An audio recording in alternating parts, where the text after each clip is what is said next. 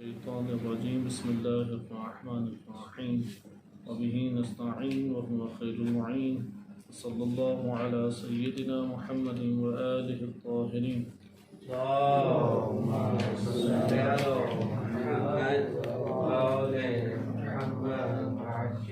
سورہ یونس آیت نمبر 97 ارشاد باری تعالی ہوتا ہے وَلَوْ جَاءَتْهُمْ كُلُّ آيَةٍ حَتَّى يَرَوُا الْعَذَابَ الْأَلِيمَ۔ اس آیت کریمہ کے ذیل میں یا آیت نمبر 98 میں حضرت یونس علیہ السلام کے واقعے کی طرف اشارہ کیا گیا ہے۔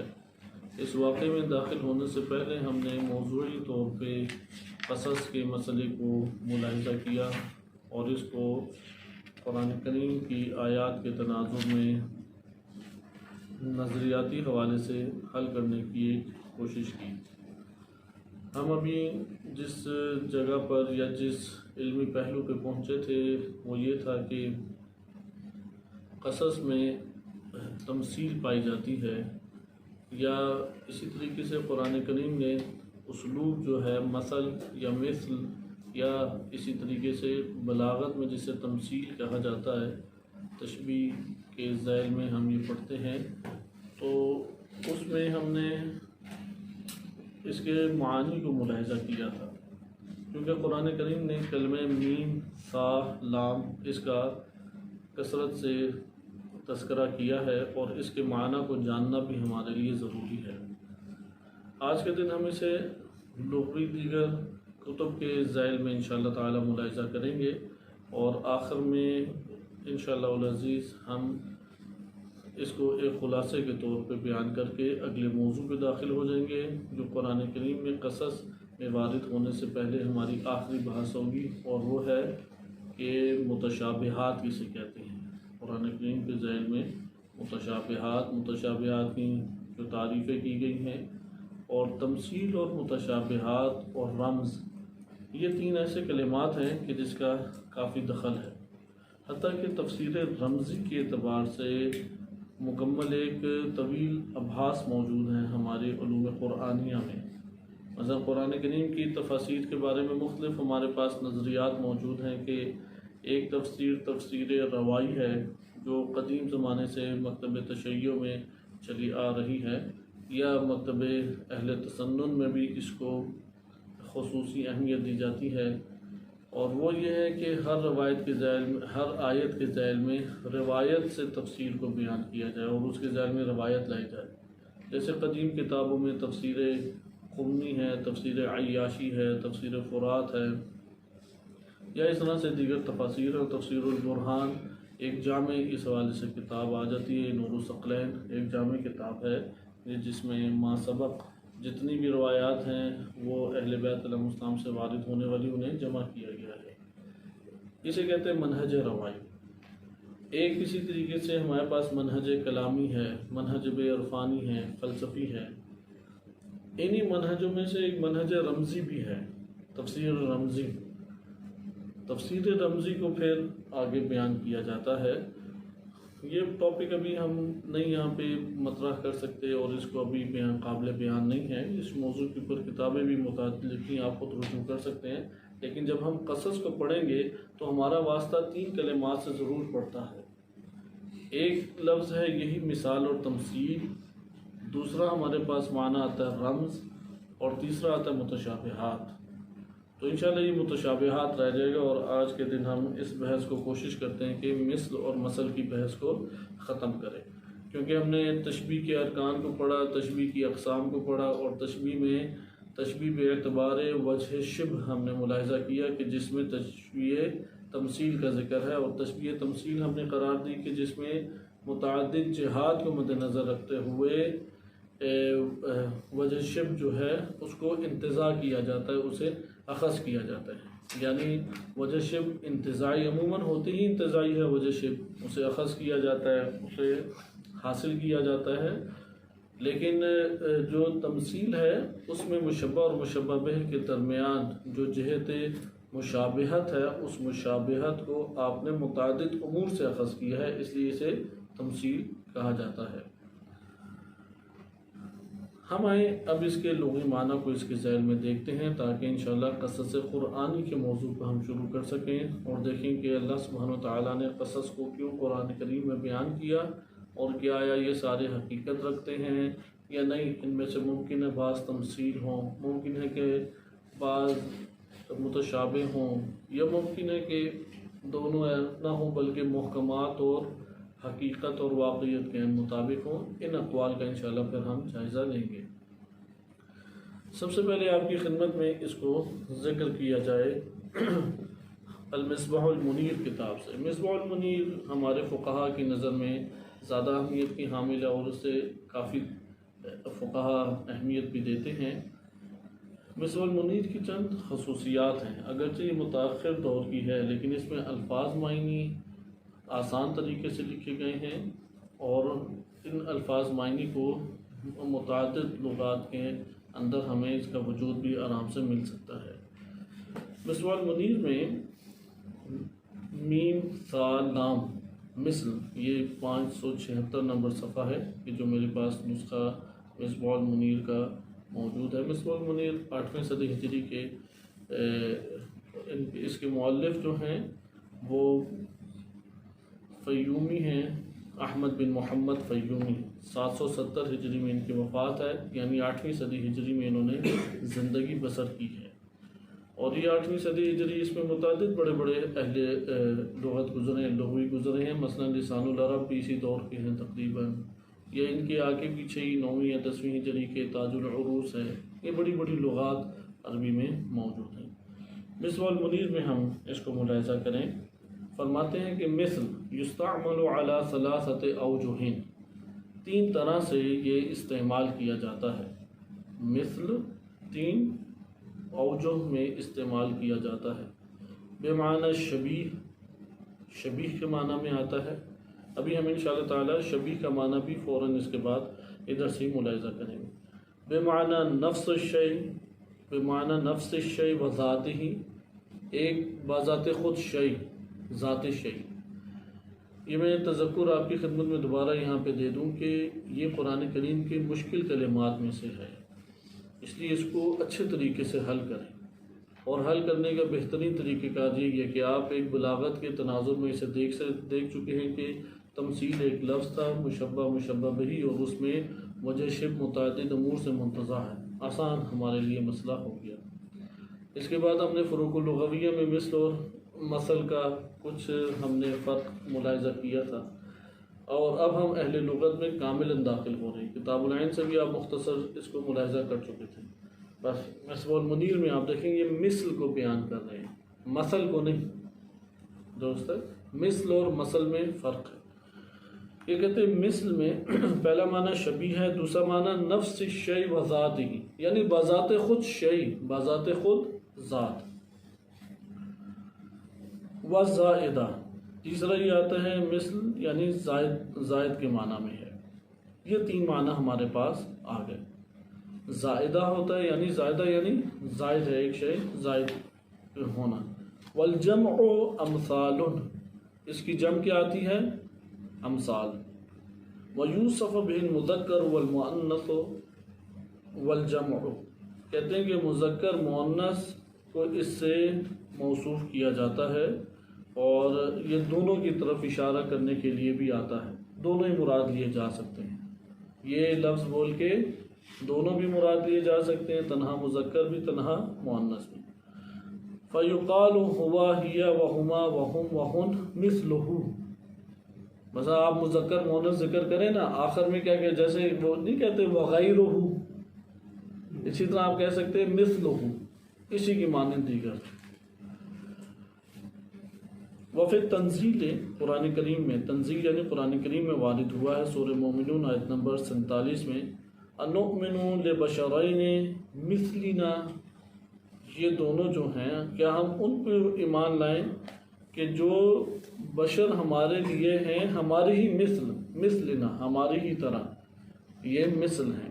یہاں پہ آپ نے دیکھا کہ دونوں کی طرف اشارہ مثلنا یہاں پہ قرآن کریم میں واضح اسی معنی میں آیا ہے. وخرج بعضهم على هذا قوله تعالى ليس كمثله شيء، یعنی لیسا کا وصف ہی شیء، کہ اس کے مانند اس کی وصف کوئی نہیں ہے۔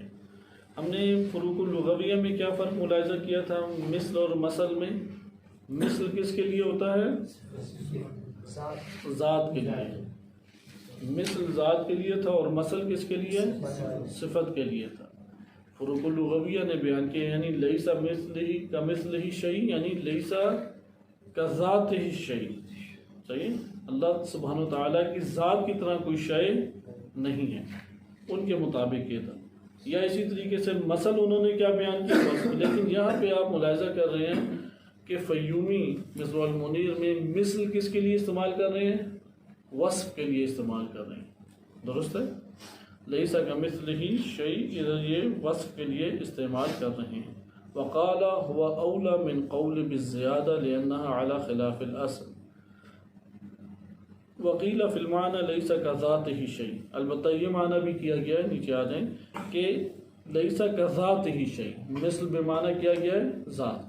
بس فیومی کے مطابق پہلا اس کا معنی وصف کے معنی میں ہے، صفت کے طور پہ ہے، لیکن دوسرا قیلہ، قیلہ جب بھی کہا جاتا ہے علمی دنیا میں، قیلہ کا مطلب ہوتا ہے یہ ضعیف قول ہے۔ جو محکم قول ہوتا ہے وہ قالا کے ذریعے سے بیان کیا جاتا ہے، یا اس کو نسبت مجہول کی طرف نہیں دی جاتی۔ لیسا کذاتہ شیء کما یقال مثلک من یعرف الجمیل، تمہاری ہی مانند یعنی تیری ذات کی مانند وہ بھی مثلا بہترین ہے، من یعرف الجمیل، کہ جو مثلا جمیل کو یا خوبصورتی کو جانتا ہے وہ بھی تیری ہی مثل ہے۔ ومثلک لا یعرف کذا، آپ کی طرح کہ جو یہ نہیں جانتا۔ انت تکون کذا، یعنی مثلک لا یعرف کذا، اس کا مطلب کہ انت تکون، آپ بھی اسی کی طرح ہیں۔ ادھر ذات کے اعتبار سے کہا جا رہا ہے کہ آپ اس کی مانند ہیں۔ وعلیہ قولہ تعالیٰ، اس بنیاد پہ اللہ سبحانہ و تعالیٰ کا یہ فرمان ہوگا کہ کمم مثلہ فی الظلمات، کہ وہ شخص گویا کہ ظلمات میں ہے۔ کمم مثلہ، جس کی مثل کیا ہے؟ فی الظلمات، کہ وہ ظلمتوں میں ہے۔ اے کمن ہوا، یعنی یہ شخص اس شخص کی مانند ہے کہ جو ظلمتوں میں ہے، لیکن کس اعتبار سے؟ ذات کی، یعنی یہ شخص ذات کے اعتبار سے اس ذات کی مانند ہے جس کی ذات ظلمتوں میں ہے۔ تو بس مثل جو ہے انہوں نے پہلے ملاحظہ کیا آپ نے کہ وہ وصف کے معنی میں لیسا کمثلہ شیء، یعنی لیسا کوصف ہی شیء، لیکن ایک دفعہ ذات کے معنی میں بھی لیا جا سکتا ہے، لیسا کمثلہ شیء یعنی لیسا بذات ہی الشیء۔ یا قرآن کریم میں زیادتی کے معنی زیادہ بھی ہوتا ہے، البتہ اس کے اوپر اختلاف ہے۔ زیادتی کا مطلب یہ ہوتا ہے کہ اس میں بلاغت فقط، علم بدیع کے عنوان سے حسن پایا جاتا ہے، بقیہ عناوین سے حسن نہیں پایا جاتا۔ جیسے بعض زائدہ آ جاتی ہے، اس طرح کلمہ مثل بھی زائدہ آتا ہے، اسی لیے اوپر آپ نے تین معنی دیکھے نا، پہلا معنی شبیہ ہے، دوسرا معنی بذات خود ذات ہے، تیسرا معنی کیا تھا؟ زائدہ۔ زائدہ ہونے سے کیا مراد ہے؟ جیسے بعض زائدہ ہو جاتے، کفا باللہ شہیدہ، یہاں پہ کفا اللہ شہیدہ تھا، لیکن یہاں پہ بعض زائدہ آ گئی جس نے ظاہری طور پہ مجرور کیا ہے لیکن معنی نہیں دے رہی، درست۔ اسی طرح سے یہاں پہ وہ بیان کرتے ہیں کہ بعض اوقات یہ بھی زائدہ آ جاتا ہے، لیکن ایک قول جو رائج قولوں میں سے ہے اور معروف اگر ہم قول نہ بھی کہیں، لیکن کثیر شیعہ سنی علماء نے نظریہ اختیار کیا، قرآن میں کوئی لفظ زائد نہیں ہے، اضافی لفظ قرآن میں نہیں ہے، ہر لفظ ہے وہ ذو معنی ہے اور اس کا کوئی اثر بھی ہے۔ البتہ اگر ہم زائدہ بلاغت کی نگاہ سے بھی دیکھیں اس کا فائدہ تو ہمارے سامنے آ جاتا ہے، اب بس تو کوئی بھی نہیں کہتا، لیکن یہ ایک قول موجود ہے، آیا زائدہ ہے یا نہیں، تو بعض زائدہ نہ ہونے کے بھی قائل ہیں۔ فَإِنْ آمَنُوا بِمِثْلِ مَا آمَنْتُمْ بِهِ، سورہ بقرہ آیت نمبر 137 میں، یعنی بما بمثل ما، فَإِنْ آمَنُوا بِمِثْلِ مَا آمَنْتُمْ بِهِ، تو یہاں پہ وہ کہتے ہیں کہ مثل کیا ہے؟ وہ زائدہ اصل میں تھا بما، یعنی ادھر مثل کا ترجمہ نہیں کریں گے، لکھا ہوا ہے مثل لیکن ترجمہ نہیں کریں گے کیونکہ یہ زائدہ ہے۔ اسی طریقے سے قال ابن جنی فی الخصائص قولہم مثلک لا یفعل کذا، کہ ابن جنی نے خصائص میں کہا ہے کہ تمہاری مانند وہ یہ کام نہیں کرتا، لا یفعل، تمہاری طرح جو ہے وہ یہ کام نہیں کرتا. قالوا مثل زائدۃ، تو یہاں پہ انہوں نے کہا یہاں پہ بھی مثل زائدہ ہے، یعنی وہ شخص یہ کام نہیں کرتا، یہ کہنا مراد ہے. والمعنی انت لا تفعل کذا، یعنی مراد ہے کہ آپ ایسا کام نہیں کرتے. اسی طریقے سے قال وإن كان المعنى كذلك إلا أنه على غير هذا التأويل الذي رأوا من زيادة مثل وإنما تأويله، کہ یہاں پہ تعویل کی جا سکتی. بہرحال اس بحث کو چھوڑ دیتے ہیں، آگے دیکھیں. والمثل، مثل کے بارے میں آپ نے مصباح المنیر سے ملاحظہ کر لیا، مثل کے اوپر منتقل ہو جائیں. کہتے ہیں والمثل بفتحتین، آپ نے دونوں میم اور سا کے اوپر کیا ڈالنا ہے؟ فتح ڈالنا ہے. والمثیل وزان کریم، اس سے مثیل بھی آتا ہے کریم کے وزن کے اوپر. وقیل المقصور بمعنی شبہ، اگر یہ مقصور ہو یعنی مثل ہو تو یہ شبہ کے معنی میں بھی آتا ہے. والمفتوح بمعنی الوصف، اور اگر یہ مفتوح فتح ہو یعنی مثل ہو تو شبہ کے معنی میں آتا ہے، مثل ہو تو یہ وصف کے معنی میں آتا ہے. ضرب اللہ مثلا اے وصفا، ضرب اللہ مثلا سورہ ابراہیم آیت نمبر 24 میں ارشاد باری تعالیٰ ہوتا ہے. ترجمہ کیا ہوگا؟ اللہ نے ان کا وصف بیان کیا. ضرب اللہ مثلا، اللہ نے ان کی مثل کو بیان کیا، یعنی اللہ نے ان کے وصف کو بیان کیا. والمثال بالکسر، کسر مثال ہو تو اسم من ماثلہ مماثلۃ اذا شابہہ، یہاں پہ مثال مراد ہے. اوپر ہم نے جو مثل پڑھا نا، مثل میں اگر یا یہ آتا ہے مثل میم کی پر فتح کے ساتھ، یا مثال آتا ہے، مثل نہیں، مثل تو پیچھے پڑ چکے ہیں، مثال اسے غائب کر لیں. یا یہ مثال آتا ہے یا مثل آتا ہے، دونوں ایک ہی مادے سے ہیں یا ایک ہی ردیف کے اندر استعمال کیے جاتے ہیں. مثل ہو تو تب اس کا کیا معنی ہوگا؟ وصف. اگر مثال ہو تو وہ یہ کہتے ہیں کہ اس کا معنی مشابہت، ایک کی شباہت دوسرے کے ساتھ دینا. بس اگر مقصور ہو تو بے معنی شبہ ہے، اور اگر مفتوح ہو تو بے معنی وصف ہے. آپ اس طرح سے ایک ابھی مختصر چارٹ میں مصباح المنیر کے ذہن میں آپ بنا سکتے ہیں. میم سے نام لکھیں، اس کے 2 سرے نکال لیں. ایک ہے مثل، مثل کے 2 سرے نکالیں بے معنی وصف اور بے معنی ذات.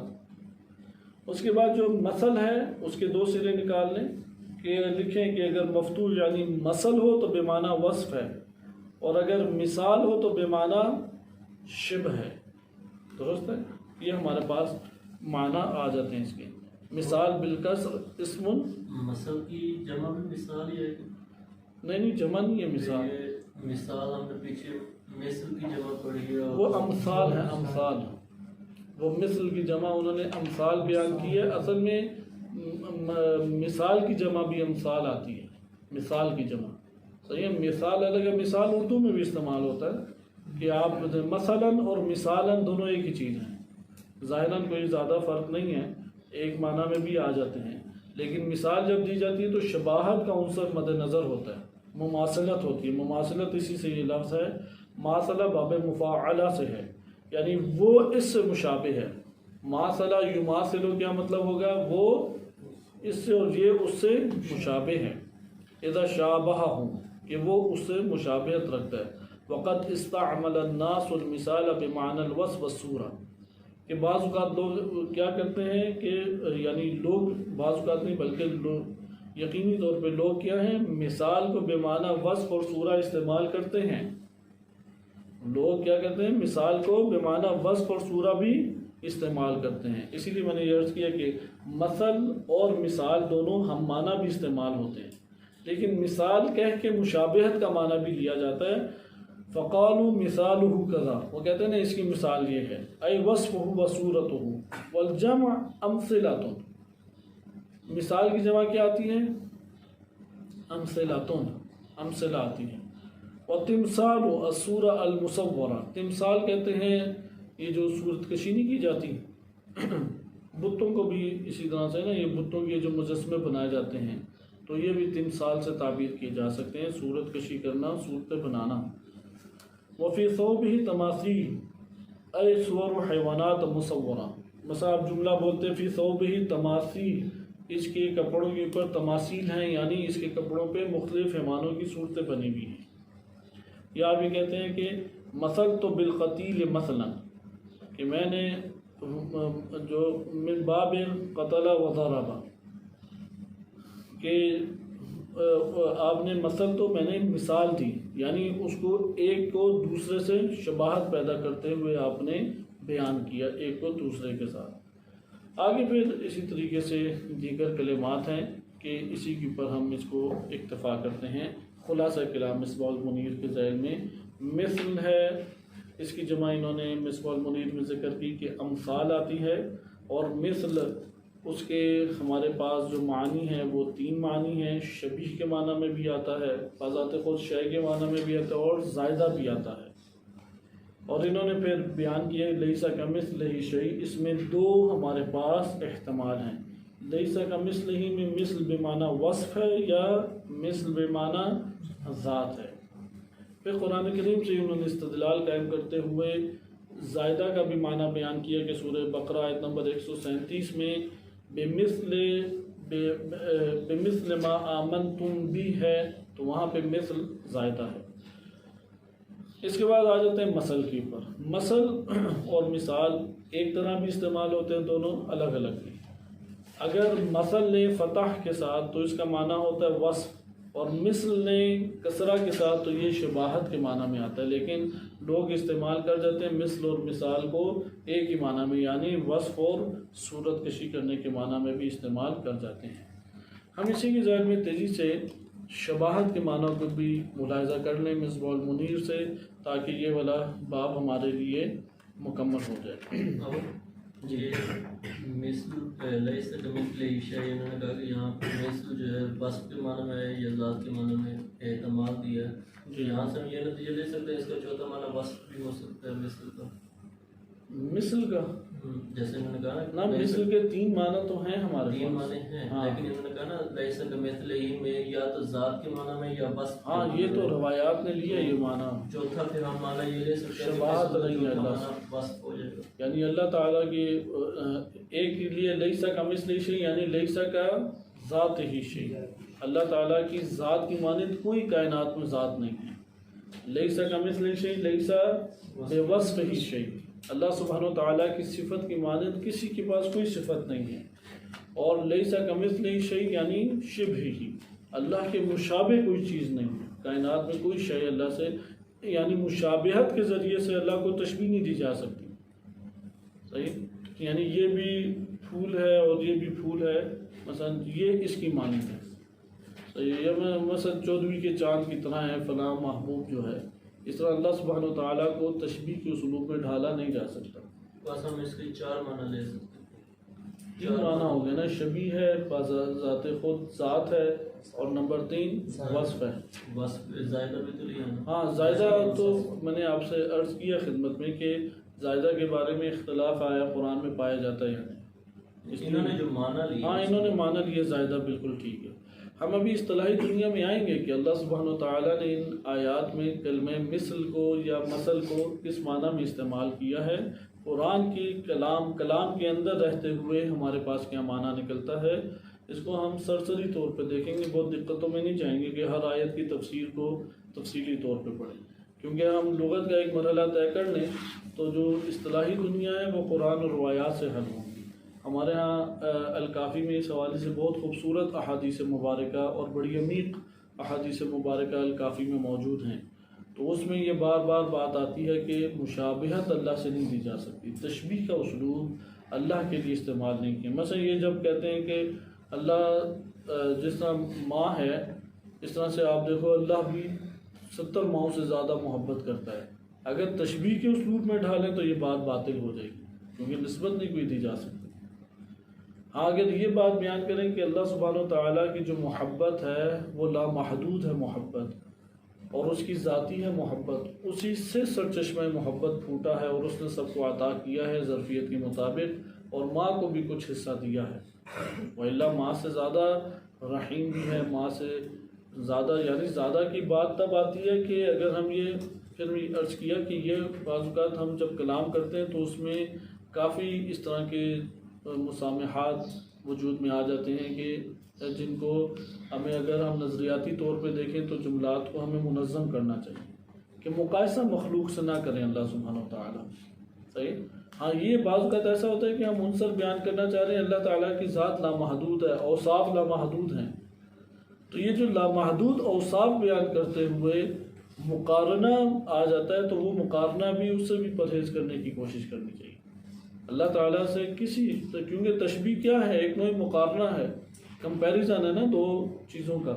مشابہت تو تب بھی سامنے آتی ہے کہ آپ نقطۂ اشتراک اس میں رکھیں گے، تو اللہ تعالیٰ کا مخلوق کے ساتھ نقطۂ اشتراک اتصال کی بھی نفی نہیں ہے، لقاء کی بھی نفی نہیں ہے. تو اسے فلسفہ اسلامی میں پھر عمیق طریقے سے ڈسکس کیا جاتا ہے، کیونکہ ایک عام بندہ یہی سوچتا ہے کہ جب آپ اتصال ہے، تعلق ہے، لقاء ہے، یا تو ان چیزوں کا انکار کریں، کیونکہ ایک طرف کہتے ہیں نہ کمپیریزن ہو سکتا ہے، نہ مقارنہ ہو سکتا ہے، نہ تشابہ ہو سکتا ہے، نہ آپ کوئی اس سے مشابہت پیدا کر سکتے ہیں، کوئی تعلق ہی نہیں ہے اصلاً.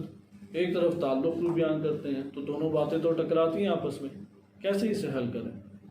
تو اس کو پھر فلسفہ اسلامی آ کے کیونکہ قرآن اور روایات ہی ایک جگہ کہتے ہیں کہ تعلق ہے بھی، اور ایک جگہ آ کے کہتے ہیں تعلق نہیں ہے کہ تم مشابہت کی بنیاد پہ کوئی چیز بیان کرنے لگ جاؤ. شبہ کے معنی کون دیکھیں، شبہ بفتحتین، شین بے ہے، حرف اصلی اس کے کیا ہیں، شین بے ہے. کہتے ہیں کہ من المعادن ما یشبہ الذھب فی لونہ، کہتے ہیں معدن شبہ معدنیات میں سے ہے کہ جو سونے سے رنگ میں سونے سے مشابہ ہو. وہو ارفع الصفر، کہ انتہائی بڑے پیمانے پہ زرد قسم کا ہوتا ہے. مثلا بالفرض کہہ لیں تانبا جس طرح ایک معدن ہے، اسی طرح سونے سے مشابہ. اصل میں شبہ لفظ کس کا ہے، ایک معدن کو شبہ کہتے ہیں. اسے کیوں شبہ کہتے ہیں، کیونکہ اس کا رنگ سونے کے رنگ جیسا ہے. اسی طرح سے شبہ و شبیہ کریم کے معنی میں، و شبہ، یہ تینوں کے تینوں لفظ جو ہیں مثل حم، مشابہ، شبہت الشیء، ان سب کا معنی کیا ہے، اقمتہ مقامہ، ایک شے کو دوسری شے کے مقام کے اوپر رکھ دینا، ایک چیز کو دوسری شے کے مقام پہ رکھ دینا. صفت جامعۃ بینہما، کہ ان دونوں چیزوں میں ایک جامع صفت پائی جاتی ہے. ایک شے کو دوسری شے کی جگہ پہ رکھنا، کیوں اس ایک شے کو دوسری جگہ کے اوپر رکھا گیا ہے، کیونکہ ان دونوں کے درمیان ایک بڑے پیمانے پہ نقطہ اشتراک پایا جاتا ہے. وَتَكُونُ الصِّفَةُ ذَاتِيَّةً وَمَعْنَوِيَّةً، یہ جو صفت جامع ہے جو ان دونوں میں، کیونکہ شبہ یا شبہ یہ تنہا وجود میں نہیں آ سکتا، حتماً و حتماً کسی دوسری شے کے تناظر میں ہی آئے گا، اکیلے تنہا اس کا جائزہ نہیں لیا جا سکتا. جیسے انہوں نے آغاز میں کہا کہ ایک معدن کو کہتے ہیں، اب ایک معدن بھی کیوں اس کا نام شبہ پڑ گیا، کیونکہ سونے کا رنگ اس کے اوپر بھی چھایا ہوا ہے. اسی طریقے سے شبہ ہے، شبیہ ہے، شبہ ہے، ان سب کا کیا معنی بنتا ہے لغوی، کہ ایک شے کو دوسری شے کے اوپر اس لیے رکھ دیا جائے کہ دونوں چیزوں کے درمیان ایک جامع صفت پائی جاتی ہے، دونوں ایک جامع صفت میں کیا ہے، مشترک ہیں. پھر آگے بیان کرتے ہیں وہ صفت کیا ہے، ذاتیتاً و معنویتاً، وہ ذاتی بھی ہو سکتی ہے صفت ان اشیاء کی، اور معنوی بھی ہو سکتی ہے. ذاتی فذاتی نحو ھذا الدرہم کھذا الدرہم، یہ جو درہم ہے، مثلا یہ جو سکہ ہے، پیسہ ہے، روپیہ ہے، یہ اس روپے کی طرح ہے، اس درہم کی طرح ہے. یہ اب ذاتی طور پہ ان میں صفت ہے، اور یہ صفت ان کی ذاتی ہے، اور ذاتی صفت کے درمیان ایک دوسرے کے ساتھ ان کا ایک کو دوسرے کی جگہ پہ رکھا جا رہا ہے. وَھَذَا السَّوَادُ كَھَذَا السَّوَادُ، اس کا کالا پن ویسا ہی ہے. جیسے یہ کہتے ہیں کہ مثلا یہ کوئلے کی مانند کالا ہے، درست ہے، کوئلے کی بھی کالا اپنی ذاتی ہے، مثلا اس شے کی بھی ذاتی ہے. تو آپ ان دونوں میں ایک صفت جامع طور پہ موجود ہے. یا زید کالاسد او کالحمار، زید شیر یا گدھے کی مانند ہے، یہ معنوی صفت. والمعنوی ہے تو یہ معنوی صفت ہو جائے گی. اب زید اور شیر جو ہیں یہ دو الگ الگ ہیں، اور ان میں صفت پائی جاتی ہے معنوی طور پہ، وہ ہے شجاعت. یا گدھے میں بھی حماقت کا پہلو ہوتا ہے، زید میں بھی ہے، تو یہ حماقت کے پہلو کو، یعنی علم سے یا فائدہ نہ اٹھانے کے پہلو کو دیکھ سکیں. وفی شدتہ و بلادتہ، کہ یہاں پہ اصل میں شدت اور بلادتہ اس کے اعتبار سے، وزید ان کا امر، زید امر کی طرح ہے، اے فی قوت و کرم ہی و شبہ ہی، یعنی قوت اور اس کرم میں یا اس طرح کی ان میں آپس میں شباہت پائی جاتی ہے۔ وقد یکون مجازن، اور کبھی یہ شباہت آپس میں دی جاتی ہے مجازی طور پہ، نحو الغائب کالمعدوم، جو غائب ہے گویا کہ ہے ہی نہیں، غائب کیونکہ غائب موجود تو ہوتا ہے، معدوم ہے کہ جو اصلا وجود ہی نہیں رکھتا، الغائب کالمعدوم، معدوم ہے۔ والثوب کالدرہم، اے قیمت الثوب تعادل الدرہم فی قدرہ، یعنی اس کپڑے کی جو قیمت ہے وہ کس کے مساوی ہے؟ وہ درہم کے مساوی ہے۔ یہاں پہ کیا ہے؟ مجازن ہے۔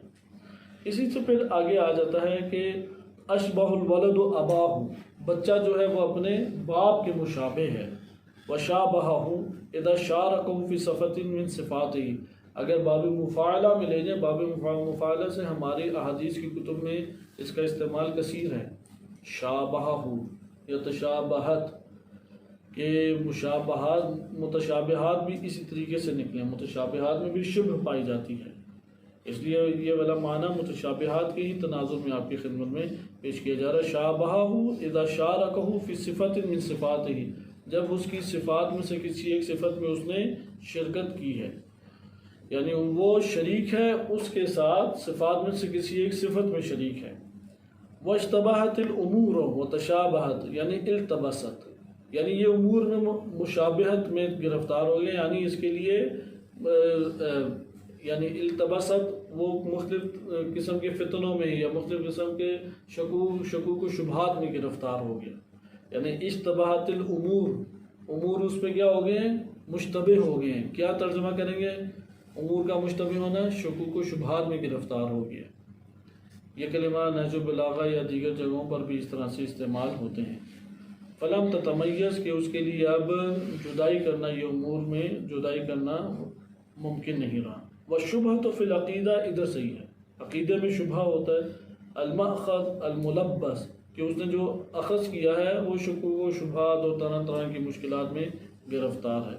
وسمیت شبہۃ لأنہا تشبہ الحق، شبہ کو شبہ کیوں کہتے ہیں؟ کیونکہ وہ حق سے مشابہت رکھتا ہے، حق ہوتا نہیں ہے، حق سے مشابہت رکھتا ہے۔ یہ نہج البلاغہ میں بھی اس کا تذکرہ موجود ہے۔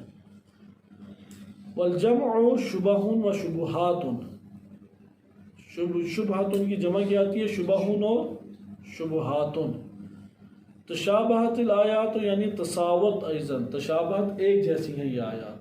تشابہت کا کیا مطلب ہوگا؟ متشابہات بھی کس سے؟ اسی سے ہیں متشابہات، تشابہات ایک جیسی ہیں، متشابہات بھی اسی سے یہ بن جاتا ہے۔ مشابہہ یعنی مشارکہ فی المعنی من المعانی، مشابہت کا کیا مطلب ہے؟ ایک معنی کا دوسرے معنی سے مشابہ ہونا۔ اور اسی سے ہے اشتباہ یعنی التباس، اشتباہ ہونا یعنی مجھے التباس ہو گیا، غلط فہمی پیدا ہوگی یا غلطی سے میں دوچار ہو گیا۔ یہ ہمارے پاس مصباح المنیر سے معنی تھے۔ اسی طریقے سے انشاءاللہ تعالی ہم اس کے معنی تیزی کے ساتھ دیکھ لیتے ہیں، لیکن مختصر طور پہ دیکھیں گے، اور وہ ہے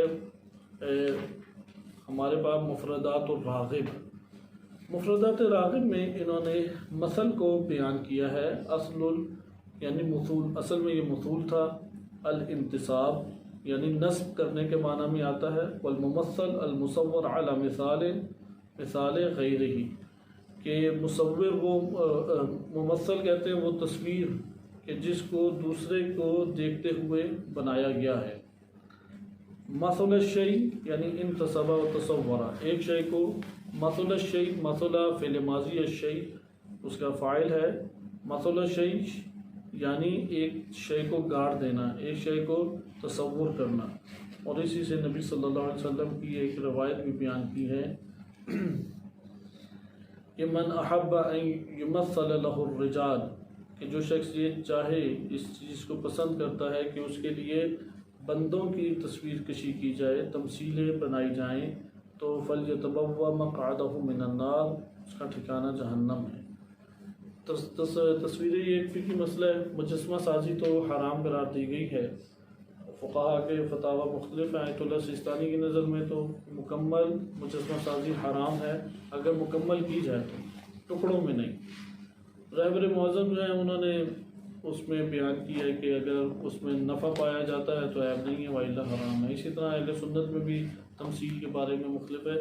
ایک مجسمہ سازی ہوتا ہے، ایک تمثیل ہوتا ہے۔ تمثیل ہے تصویریں بنانا، یہ جو تصویریں بنانا ہے اسے کہتے ہیں تمثل یا تمثیل یا ممثل، اور اس کے مقابلے میں آتا ہے مجسمہ سازی۔ مجسمہ سازی ہوتا ہے پتھر، موم یا پلاسٹک، ان سے آپ نے بت بنا دیے، زیرو کو آپ نے بنا دیا۔ یہ جو زیرو بناتے ہیں، یا اسی طرح آپ نے کھلونے دیکھے ہوں گے، اس کے اوپر بڑے اعتراضات ہیں۔ کھلونے مختلف پلاسٹک کے بھی بنائے جاتے ہیں، پتھروں کے، اینٹوں کے، مٹی کے، موم کے، تو یہ مجسمہ سازی جائز نہیں ہے۔ یہ روایات اسی طرح انہوں نے ایک ذکر کیے۔ یہاں پہ البتہ مجسمہ سازی اور تمثیل میں کیا فرق ہے؟ تمثیل ہے تصویریں بنانا، مجسمہ سازی مثل بت بنانا ہے ایک چیز، صحیح ہے؟ زیرو کو آپ نے موم وغیرہ سے بنانا ہے۔ تمثال کہتے ہیں الشیء المصور، وہ شے جو بنی ہو۔ مثلا ادھر ایک تصویر لٹکی ہوئی ہے، وہ کیا کہلائے گی؟ تمثال کہلائے گی۔ تمثل یعنی تصورہ، اس نے تصویر کشی کی۔ قرآن میں سورہ مریم آیت نمبر 17 میں بھی ہے فَتَمَثَّلَ لَهَا بَشَرًا سَوِيًّا، کہ بشرًا سویہ اس کے لیے متمثل کر دیا، یعنی فتمثل اس نے ایک تصویر کشی کی، لہا جناب مریم کے لیے ایک مکمل بشر کی۔